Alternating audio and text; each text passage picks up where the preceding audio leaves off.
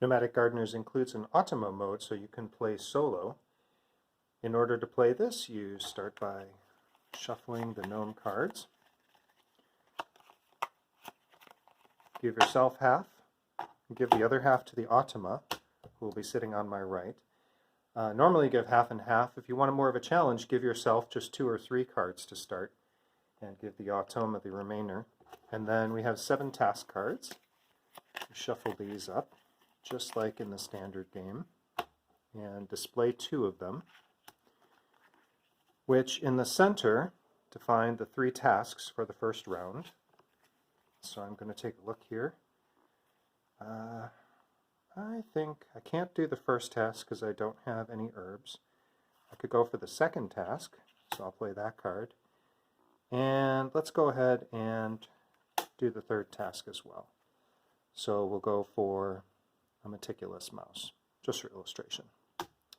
Now the automa plays, and to do that you flip 2 cards, place them side by side, and the lower section of these control cards tells you how the automa plays. His prep time is 7 minus the number of animals that the automa has, which are 0 to start. So the automa takes 7 to play its cards, and I only take 2. So that means I resolve first, and I'll go for these 2 tasks using these 2 gnomes, which gets me 4 points and a meticulous mouse. Where's the mouse? Here we go. And then the automa goes. So the automa only scores as shown on the cards. It gets 6 points, plus it gets 1 point per animal it has on hand. There are no animals right now. So only score that, 6 points for the automa. And then it would block tasks 2 and 3. I don't actually have to block them because the player already took a turn. In practice, I would put down little tokens in order to tell the player, no, you can't do those tasks if the automa blocks them. Because the automa blocks, but it cannot be blocked. So it just scores points regardless. But it does get task 3. So in having completed task 3, it would pick up the meticulous mouse of its own. So we both have mice. The mouse, none of the animals do anything special for the automa except reduce the preparation time. So that's the effect of animals for the automa. Whereas for the player, they play just like normal. Each one has its own specific abilities, so the mouse is going to give me points every time I play a gnome with an indicated prep time of 2. And so I'll be wanting to play more of those. And then finally, the automa will pass me 2 cards.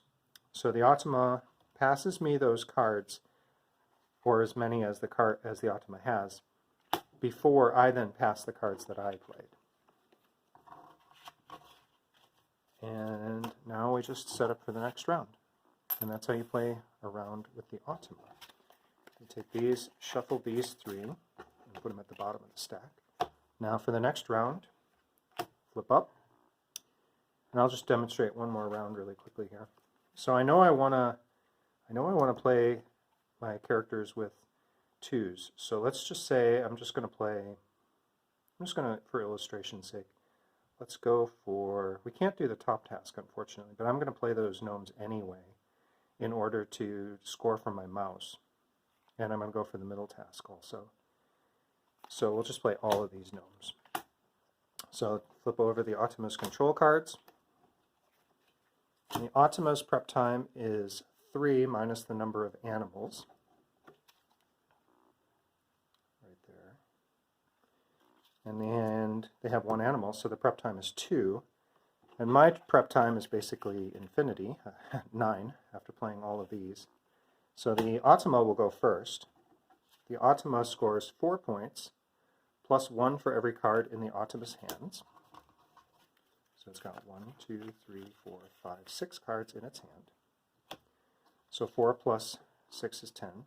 That's how much the automa scores. And then the automa blocks tasks 1 and 3. And in doing task 3, it gets to pick up the reward, which is a lucky piggy. So now they have 2 animals. And again, you don't really need to see the details for it because it's only the number of animals that matters. And we'll pass the cards at the end of the round. So now it's my turn to resolve. And The only task still available for me to do is the middle one, which I fortunately can do, as shown here. So I get 6 points. I don't have a cow, so it's just 6 points, but my meticulous mouse is giving me 2 points for each one of these that I played. So that's another 2, 4, 6, 8, plus 6 is 14. So I made out pretty well there, even though I only did one task.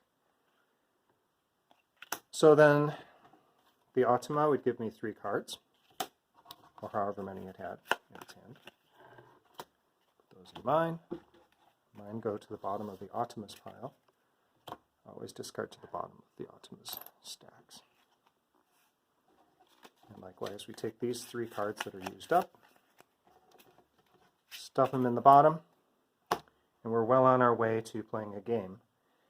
As the game progresses, the automa will get more and more animals, so it gets harder and harder to play ahead of the automa. So that means the animals are more and more important to the player as you go along, because it'll become increasingly difficult to score off of multiple tasks in the same round.